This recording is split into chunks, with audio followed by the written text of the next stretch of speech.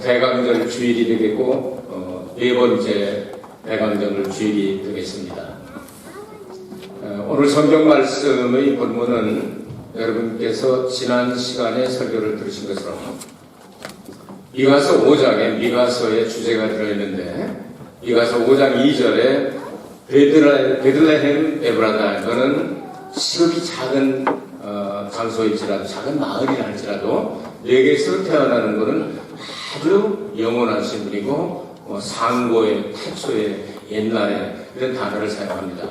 그 예수 그리스도께서 이 땅에 오셔서 교회를 세워 나가셔야 할 때 동반되는 일들과 이스라엘 역사와 오버랩을 해서 이렇게 거듭되게 해서 알기 쉽게 설명을 했습니다. 그 예수님께서 왜 베들레헴에 탄생을 하셨을까요?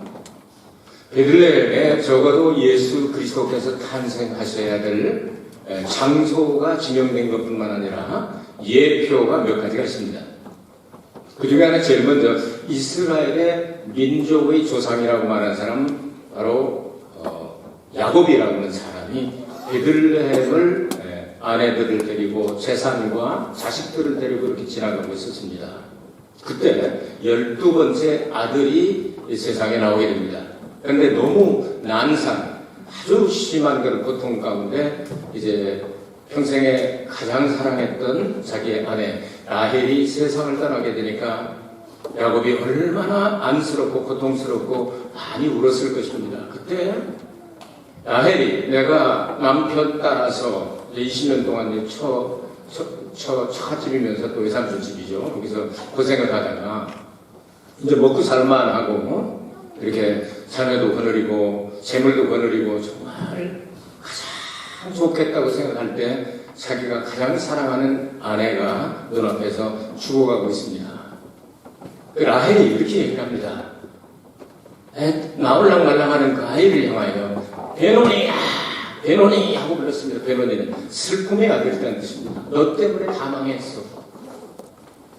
이제 내가 남편 따라서 참 대우를 받고 요셉 하나 낳고 그 다음에 이제 두 번째 아들을 낳게 되니까 너희 형제만 낳으면 내가 정말 좋겠다 이렇게 생각을 하고 있는데 그 아이 때문에 죽어가게 되니까 얼마나 원통하겠습니까? 얼마나 고통스럽겠습니까? 베노니 너는 슬픔의 아들이야. 나를 슬프게 이렇게 죽게 만드는구나 하는 뜻이죠. 그러니 아마도 생각한데 야곱은 많이 울었을 것 같습니다. 남자라도. 자기의 사랑하는 아내가 세상을 떠날 때 어찌 가만히 있겠습니까? 아니야, 베로니가 아니고 베냐민이라고 붙여. 베냐민이라고 붙여. 아마도 그렇게 이야기했을 겁니다. 베냐민이라는 뜻은 내가 이 세상에서는 마지막으로 내 사랑, 나의 사랑, Oh my darling, 제일 사랑하는 나의 당신을 떠나보내지만 언젠가 아버지 때로부터 우리 조상대로부터 약속하신 메시아가 이 땅에 오셔서 우리의 모든 죄를 해소하시 구원이 완성될 때는 내가 당신과 다시 만나게 될 거야. 그때는 베냐민이라고 이름 붙인 것이 아마 이해가 될 거야. 베냐민은 하나님의 오른손의 아들이라는 뜻입니다. 오른손의 아들. 예수 그리스도께서 십자가에 달려 죽으시고 부활하시고 승천하셔서 하나님 보좌 좌편 우편에 앉으셨습니다. 이런 뜻을 넣어서 이름을 지었단 말이에요. 그건 그렇고 난 먼저 간단 말이야. 그곳에 떠나버리게 됩니다. 이 슬픔이 예레미야를 통해서 다시 조명이 됩니다.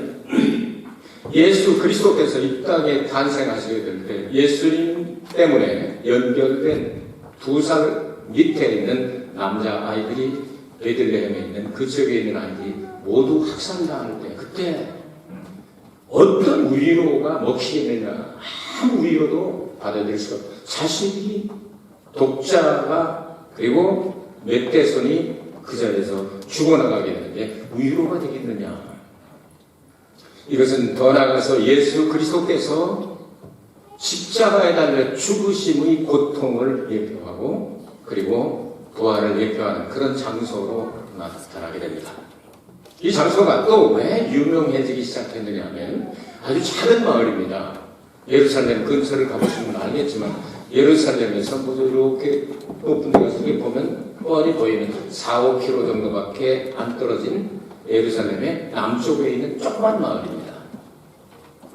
그 마을에 유명한 역사가 일어나게 됩니다. 사사 시대가 이제 그럼 끝나고 이제 거기에 살고 있던 사람이 기근이 들어가지고 모압 땅으로 가서 남자 씨들은 다 죽어버리고 여자 씨들만 이제 과부 주식회사를 차리고 있는데 한 과부는 나는 그만두겠다 하고 루시라고 하는 이 과부가 어머니 과부에게 이제 베들레헴의 양식이 다시 생겼다 하는 소리 듣고 내가 올라가겠다 그랬더니 너도 가서 젊으니까 재혼해서 행복하게 잘 살아라 이렇게 축복을 빌어주는데 끝까지 이제 한 며느리는 그럼 어머님 말씀하시는데 제가 불순종은 안 되잖아요. 이게 효도죠? 그래서 그냥 싹 가버리고 그런데 루시라고 하는 이 며느리는 어머님의 하나님이 내 하나님이고 어머님 민족이 내 민족이고 어머니가 하시는 것을 내가 가고 이렇게 하면서 끝까지 따라갑니다. 그렇게 해서 살다가 하나님의 은혜를 베풀어 주셔서 이 베들레헴의 유지였던 보아스 그에게 능력이 있다는 뜻입니다. 이름 자체가 이 베들레헴에서 최고의 유지 기록 노인이었지만 이 젊은 이 룻하고 결혼을 베들레헴에서 하게 됩니다. 이 결혼식을 올리고 거기서 아이를 낳아서 이제 애를 낳고 또 애를 낳은 사람이 또 낳은 사람이 손자죠. 손자 낳고 또 이제 증손자 낳은 것이 다윗입니다. 이 다윗의 마을이다. 다윗이 다스리는 것이다. 이것은 예수 그리스도께서 이방인 모압 여인 룻을 이렇게 능력이 있는 전능하신 하나님의 독생자와 교회가 하나 될 것을 예표하게 됩니다. 그래서 예수님이 재림하실 때 어떤 일이 있다고요? 공중에서 혼인잔치가 있다고 성경은 말씀하고 있지 않습니까? 그러니까 이방인들까지도 예수 그리스도가 하나가 되는 미래에 완성될 예수 그리스도의 혼인잔치를 한 장소가 바로 베들레헴입니다. 더구나 다윗이 거기에 탄생을 했기 때문에 이 성경을 응하게 하시려고 여러분 아시는 대로 그러면 총독되었을 때에 호정령이 내려가지고 역사에 나와 있지 않습니까? BC 4년에서 6년 사이에 있었던 일이죠. 예수님 우리가 사용하는 이 연호보다 4년에서 6년 빠르게 그런 일들이 있었습니다. 그래서 호적하러 내려갔다가 자기 고향에 가서 반드시 호적을 하라고 그러니까 베들레헴에 내려갔다가 만삭이 생각이 나서 이제 구유에 놓여있다. 이런 이야기가 성경에 기록되어 있습니다. 왜 베들레헴이냐? 떡집이라는 뜻이죠. 떡집의 이 구유는 뭐냐? 양들이 가서 이 음식을 먹는 곳이죠. 예수님은 우리의 생명의 양식이 돼서 이 땅에 오신다. 그래서 그것을 먹는 자마다 일반 양식이 아니라 영생하는 양식이 될 것이다. 아멘. 아멘. 이런 엄청난 일들이 예표로 다 기록이 되어 있죠. 거기서 오신 예수께서 이제 교회를 세우시게 되는데 교회는 확장되고 번영하게 될 것이다. 어떻게? 첫 번째 이슬과 같다. 이런 단어가 나옵니다. 이슬을 여러분 이슬 내리는 거 본 적 있습니까? 이슬이 내릴 때 소리하는 거 본 적 있습니까?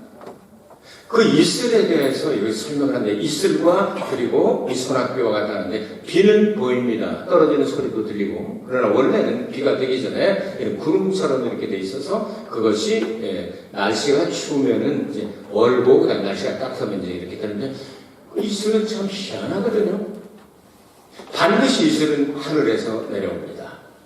예수님은 소리 없이 아무도 모르게 사람들 방법과 다르게 말씀이 육신이 되시고 성령으로 충만하여 이 땅에 오실 때 이슬처럼 이 땅에 오셔서 그 이슬이 없으면 중동 지역에서는 식물이 자라지를 못하고 열매 맺지 못하고 태양이 뜨겁기 때문에 다 말라 비틀어 죽어갑니다. 그런데 그 이슬 때문에 사는 것처럼 죄악이 많고 이렇게 정말 사막 같은 이 세상에 예수 그리스도께서 이슬처럼 내려오셔서 우리를 살려주신다는 내용이 되겠죠? 시편 110편의 시편 기자는 이렇게 기록을 합니다. 주의 청년들이 나오는데 어떤 청년? 새벽 이슬 같은 청년들이 주께 나오는 거다. 아멘? 청년 되면 이제 성장이 완성이 되죠? 참 비밀스럽지 않습니까? 아이를 낳으면 언제 키웠는지 모르게 여러분이 밥 잘 먹여서 애들이 큽니까? 파스타 사줘서 애가 큽니까? 우유 많이 먹여서 큽니까? 밀가루 반죽 쳤다고 해서 애가 큽니까? 알지 못합니다. 새 가지고 밤이고 조금 있다가 하면 또 저희 큰 손자가 저보다 조금 더 커져버렸어요. 세상에는 지금 초등학교 5학년에 이제 미국에서는 이제 내년에 이제 중학생이 되는데요. 이거 얼마 전에 봤을 때 요거를 전화 요거만 했는데 저보다 커져가지고 세상에 이제 우리 야 너 언제 컸냐 그랬더니 몰라요. 새벽 이슬 같은 청년들 하나님께서 이 청년들을 얼마나 기뻐하십니까? 왜? 미래가 달려있지 않습니까? 이렇게 이슬은 이런 놀라운 역사를 이렇게 하죠. 이슬은 어떻게 만들었는지도 모르고 그러나 그 이슬이 내리는 곳에 이슬을 받는 사람들은 축복이 됩니다. 그래서 식물이 자라고 열매가 되고 태양의 그 뜨거운 것을 막아주고 이렇게 하는 것처럼 예수님이 세우신 교회는 그런 역할을 하게 될 것이다. 번성하게 될 것이다. 그리고 놀라운 역사가 일어나게 될 것이다. 이런 말씀을 하세요. 자, 이슬 이야기가 나왔으니까 물 이야기 좀 합시다. 과학자들이 요즘 이렇게 많은 것들을 이렇게 발명해내고 발견해내고 그렇게 합니다. 하나님께서 천지만물을 창조하실 때 6일 동안에 천지만물을 창조하셨는데 이 물에 대한 이야기가 몇 번째 날이죠? 두 번째 날이죠? 하늘 위의 물과 하늘 아래의 물을 나누셨다 이런 말씀이 있습니다. 하늘 위의 물과 하늘 아래의 물을 나누시면 어느 정도 나눈 것을 나눴다고 하겠습니까? 하늘의 위에는 물을 조금만 놔두고 그 다음에 하늘 땅에는 많이 놔두고 이런 뜻은 아니었을 겁니다. 하나님께서 천사를 막 가까이 살도록 타락을 했어도 이게 지구에 많은 변화가 있어서 그것을 시사하고 있죠. 물을 나눴다 할 때 남는다는 얘기 더 쉽게 얘기해서 과자나 아니면 빵이나 아니면 떡이나 이런 거를 내가 너 조금 나눠줄게 하고 나눠줄 때 어떻게 시루떡에서 그 쓰레기 하나 그저 이 콩가루 하나 탁 나눠 내가 너 나눠줬다 이렇게 얘기를 하겠습니까? 나눈다 하면 좀 비슷하게 해도 한 3분의 1을 띄워주든지 2분의 1을 띄워주든지 그럴 거 아니겠어요? 근데 과학자들이 연구를 해서 물의 양을 재봤답니다. 어떤 느낌으로 지구를 덮고는 강이나 바다, 산 이런 물들과 그리고 공중에 있는 수증기 좀 남아있지 않습니까? 그런데 15만 대 1이랍니다. 땅에 있는 게 15만이라면 하늘에 떠있는 물들이 이슬 같은 것들이 1에 해당한단 말이죠. 그럼 궁창 위의 물과 궁창 아래의 물을 나눴다고 할 수가 있을까요? 그게? 빵 쪼가려고만 하는데 15만 분의 1이면 눈가는 눈곱만큼도 안 돼. 눈곱은 크지 거기다 대면 엄청 크지. 변미경으로 봐요. 볼 때는 이걸 이렇게 나눴다 하는 이야기. 여러분 노아 홍수 때 기품의 샘들이 위에서 다 찢어져가지고 땅으로 쏟아졌다가 나오지 않습니까? 하나님 말씀 그대로예요. 이거 엄청난 거예요. 그래도 하나님이 조금 남겨놓으셨다가 비도 주시고 이슬도 주셔서 우리를 살게 하셨다 하는 내용이에요. 하나님께서는 교회를 그렇게 하시게 되는 겁니다. 이 땅에 그 누구도 살 길이 없는데 예수 그리스도를 통해서 세운 그 교회가 바로 살게 하는 생명의 원천이 될 것이다 그 말이죠. 두 번째 비유를 드시는데요. 숲을 속에 있는 사자와 같다. 교회는 사자와 같이 될 것이다. 사자는 짐승이 뭐라고 그러죠? 백수의 왕이라는 말도 사용하죠. 라이언 캣. 저도 거긴 못 가봤는데 탄자니아에 가면 우선 뭐 높은 킬리만자로인지 커피도 거기 건 비싸요. 훨씬 비싸요. 다른 데 거보다 너무 높은 데도 재배하기 때문에 그런 데 있는 라이언 신바가 막 사자가 지나가면 뭐 전부 도망갑니다. 아이고 그 더럽게 못생긴 그 뭐죠? 하여튼 더럽게 못생긴 그 짐승도 있더라고요. 호랑이도 못생기고 뭣도 못생기고 하여튼 나 이 좀 갑자기 생각이 안 나네. 어떻게 저렇게 못생긴 짐승이 있나 했는데 그놈들을 뛰어다니는 사자가 나오니까 표범도 도망가고 뭐도 도망가고 뭐도 도망가고 큰게 도망가요. 사자는 왕이다. 그러면 교회를 세우신 예수님께서 사자인가? 성경은 사자라고 말씀합니다. 예수님은 겸손하고 어리고 순수하고 얌전한 어린 양도 되시면서 동시에 사자와 같은 힘도 가지고 계시다. 요한이 영이 열려서 영이 하나님의 나라까지 끌려 올라가게 됩니다. 거기서부터 이제 앞으로 일어나는 대환란기에 이런 역사가 있을 것이라고 책에 딱 인봉을 한 것이 쫙 나란히 이렇게 있어요. 이걸 뛸 사람이 없을까? 이걸 좀 알고 싶은데 어쩌면 좋아 했더니 아무도 없다고 그래가지고 요한이 웁니다. 왜 이런 걸 나한테 보여줘가지고 속상하게만 막 우니까 장로님이 오셔가지고 울지 말라. 이 봉인을 띄기에 합당한 분이 계신 다윗의 자손 오신 어린 양이 되신 예수 그리스도가 이걸 띄기에 합당하다. 딱 띄어버렸더니 뭐가 나와요? 하얀 말이 나오고, 그다음에 빨간 말 나오고, 뭐 검은 말 나오고, 뭐 청색 말 나오고, 이렇게 쭉쭉 나오잖아요. 요한계시록에 기록하기를 예수 그리스도는 Lion and Lamb 이렇게 써져 있는데요. 사자이시며 동시에 어린 양이라고 기록을 하고 있습니다. 이게 누가 사자예요? 예수님이죠. 다윗 왕을 상징하지 않습니까? 왕권을 가지고 오늘 이 할렐루야 찬양을 왕의 왕, 주의 주 하면서 왕 중의 왕이요 주의 만주의 주가 되시는 예수께서 나타나실 때 사자가 있다. 그 사자는 지나가는 데마다 모든 것들을 다 밟아서 부술뜨린다 이렇게 말씀하고 있죠. 내림김 없이.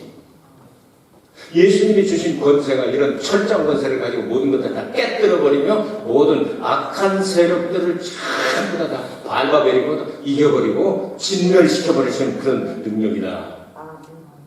원수마귀도 이거를 흉내내죠. 그래서 우는 사자가 삼킬 자를 두루 찾는 것처럼 꾸르르 막 돌아다니며 지도 찾는데 예수님이 흉내내는 거예요, 마귀가. 그러니까 마귀는 두려워 말라. 아까 찬양하시세요?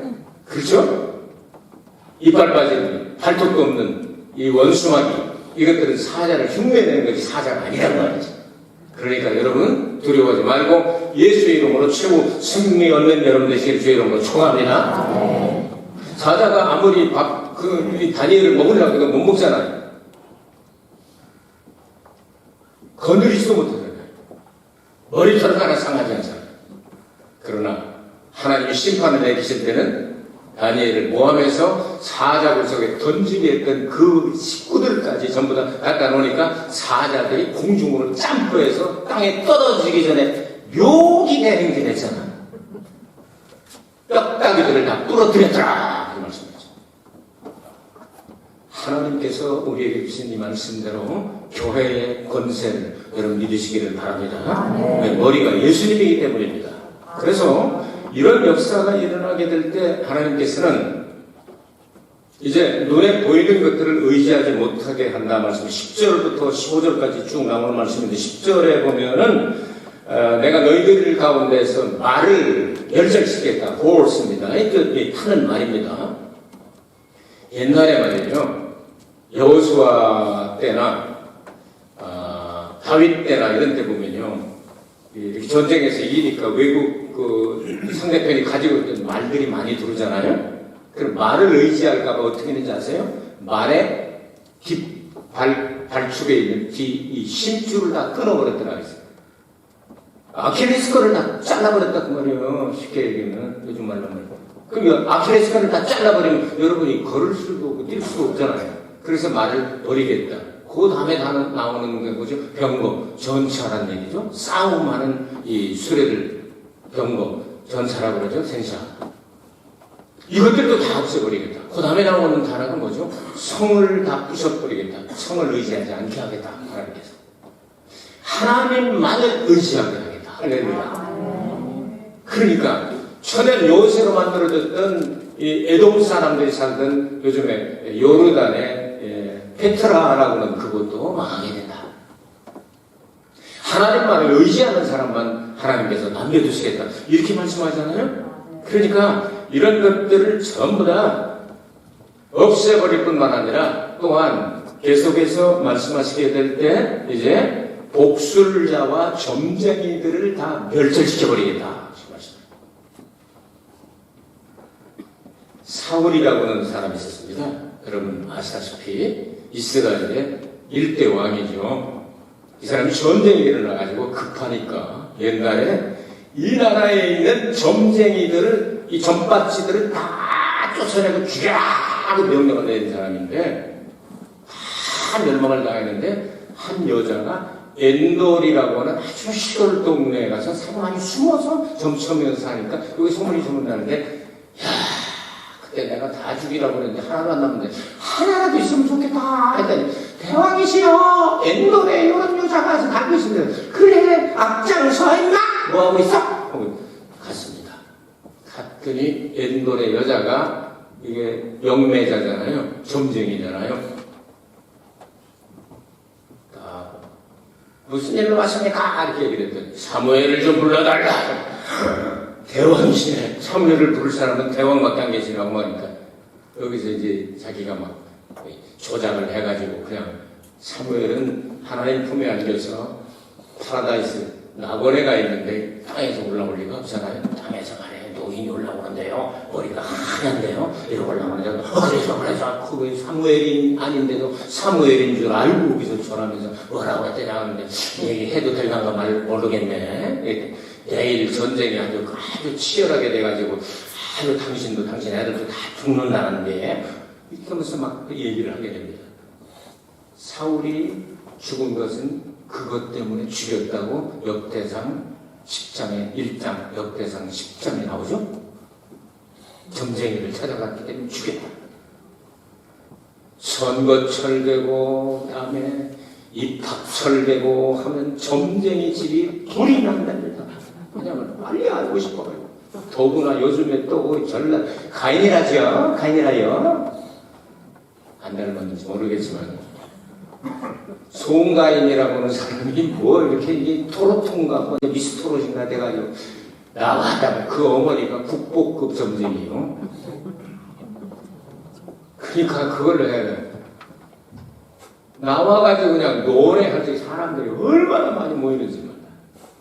유명한 엄마가 그냥 국보급 점쟁이라니까 다 거기다 밀어줘가지고 그 집은 문전성시를 이루고 조금 사회로 총선하면 내년에요. 이제 뭐 반질러이 들락거리겠지. 떨어지냐 붙냐.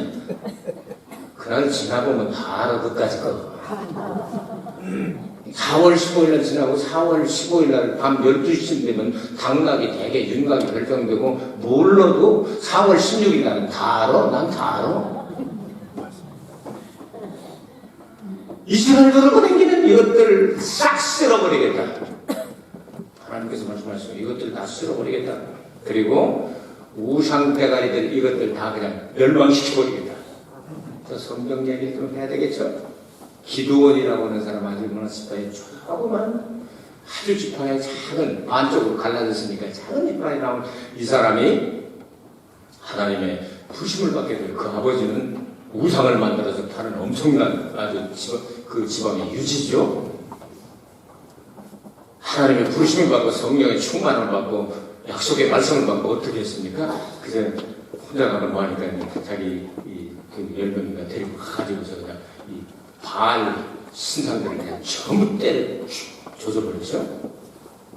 그래서 이름을 별명을 붙여줬어요. 기드온 이름이 별명이 뭐죠? 바알 때려 부셨다고 여룻바이다. 그렇게 부시겠다는 석상, 주상 할 것 없이 그냥 막 전부 다 이 상들을 다 깨트려버리고 하나님께서 이 우상 준비하는 이것들을 전부 다 쓸어버리겠다고 말씀하셨습니다. 아버지 하나님께서 제일 싫어하는 게 뭐겠죠? 나 외에 다른 신을 두지 말라. 그 다음에 뭘 만들지 말라. 나를 비교해서라도 만들면 안 된다. 하나님을 비교해서라도 만들면 안 된다고 제일 싫어하는 거예요. 우리 하나님의 자녀들은요, 천국을 상속할 사람들, 천국 갈 사람들은요, 아버지가 싫어하면 싫어하는 거야. 아멘. 아버지가 좋아하시면 좋아하는 겁니다. 그게 중요한 거예요. 하나님이 없다고 하는 물질 중심의 공산주의나 사회주의나 전체주의나 이 사람들이 오면요, 나라 망합니다, 여러분. 예수 믿는 사람이 제일 먼저 다칩니다. 성적인 나쁜 행동, 동성애, 낙태, 뭐 이런 성경이 말하는 금지한 거. 하나님 아버지가 싫어한다면 자식들 우리는 싫어해야 되는 거예요. 이걸 요즘 말이에요. 아니, 대세가 기울어졌어요. 이제 교회도 이걸 인정 안 하면 안 돼요. 이따위 소리 하니까 문제가 생기는 거예요. 이거는 성경이 아니라고 하면 아닌 거예요. 그게 신앙인이죠. 힘들고 어려워도 성경이 아니라고 하면 아닌 거예요. 하나님이 없다는 물질 중심의 이 유물론 사상이 있는 사람도 아니라고 하면 아닌 거예요. 그건 우리는 결탁할 수가 없는 거잖아요. 그래서 우리는 원수를 사랑하지만 우리의 신앙의 자유를 뺏어가려고 그러면 이거는 우리가 뺏기면 안 되는 거예요. 목숨 걸고 지켜야 되는 거예요. 진리는 사수해야 되는 거예요. 원수까지도 사랑하고 구원받을 기회의 문을 열어놓고 그들에게 전도하는 건 맞아요. 우리 교회 나오다가 여러분 오래된 분은 아실 건데 지금 유명한 동성애 사람들을 전도해가지고 끌어내는 목사님이 한 분 되신 분이 계세요. 우리 교회에. 아줌마처럼 생겨가지고 몸 빼가지고 있고 언제나 이러고 오는 아줌마 있었어요. 아줌마처럼 보는 남자가 남자. 근데 그분이 여기 와서 구원받고 또 여기 한국 와서 공부해가지고 유명한 목사님이 되셨더라고요.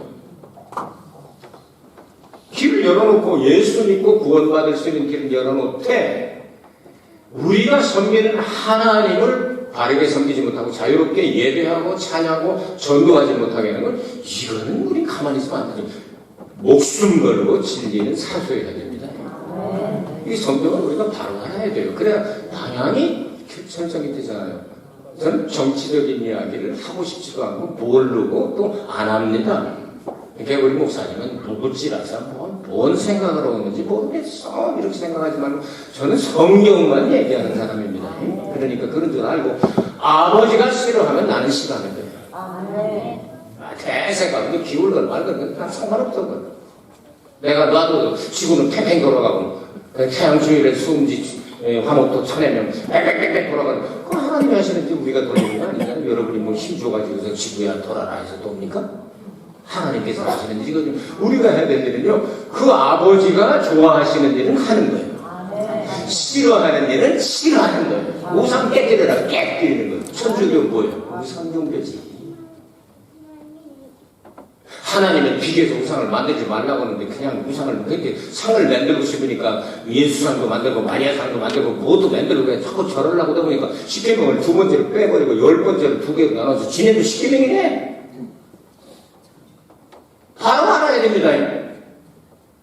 성경이 하나님께서 말씀하시는데 이거 아니야 하면 아닌 거예요. 아버지가 안 돼 하면 안 되는 거예요. 자식들.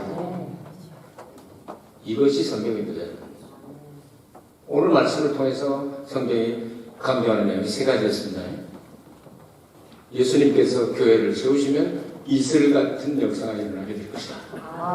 그리고 사자 같은 권세를 내가 주게 될 것이다. 그 권세를 가지고 나가서 우상은 다 떼어 부시게 될 것이다. 너희들이 안에 내가 나타날 것이다.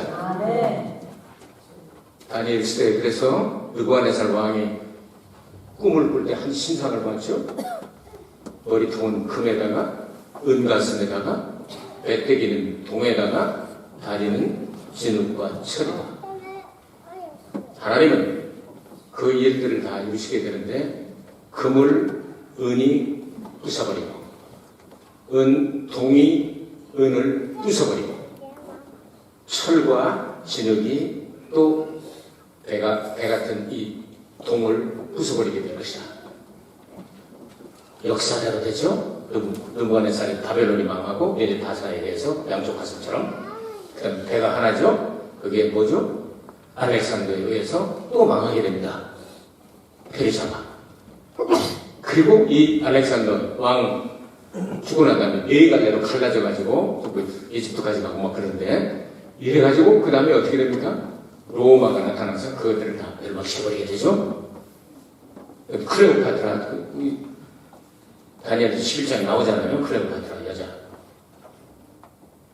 이런 역사 가운데 로마가 진흙과 철이 끝까지 섞이지 않게 되고 동로마, 서로마죠. 서로마 먼저 망하고 동로마 망하죠. 끝까지 섞이지 않는단 말이에요. 그 로마 시대에 메시아가 탄생하게 될 것입니다. 사람들이 손으로 신상을 만드는데 그 손으로 만든 신상이 아니라 갑자기 하늘에서 저 산에서 뜨인 돌 하나님께서 만드신 돌멩이 하나, 구원의 완성 돌이죠. 이 돌이 하나 떠오게 되는데 이것이 이 우상들을 향하여 가서 한번 탁 때려봤더니 이것들이 전부 다 전부 그냥 먼지처럼 다 바스라져 버리게 되지. 가루가 되버렸다. 예언된 대로 예수님 로마 시대 때 이 땅에 오시잖아요. 그리고 약속하신 말씀 그대로 지켜나가십니다. 그래서 이렇게 해서 사자와 같은 권세를 가지고 그리고 나가서 우상들을 다 쓸어버리게 될 것이다. 그래서 다시는 말도 전사도 또 성도 이런 것 우상도 의지하지 않고 오직 여호와 하나님만을 섬기고 예배하는 그때가 오게 하겠다. 하나님은 말씀하시면 그대로 하실 수 있는 능력이 있는 분이에요. 전능하시기 때문에 그 예수 그리스도께서 이 땅에 오신 것을 우리가 감사하고 기념하고 예배하고 기다리고 이 대강절을 보내고 이번 수요일 날은 크리스마스 예배를 드리면 참 좋겠죠? 참 공사 다망하시겠지만 그런데 수요일 날 한 번쯤 오셔서 또 하나님께 예배하고 찬송을 하면 좋겠습니다. 예수님 분명히 오셔서 이런 일을 하셨고 다시 오시게 될 겁니다. 그날까지 여러분 이 말씀을 잊지 말고 꼭 붙잡고 끝까지 승리하는 여러분 주의 이름으로 축복합니다.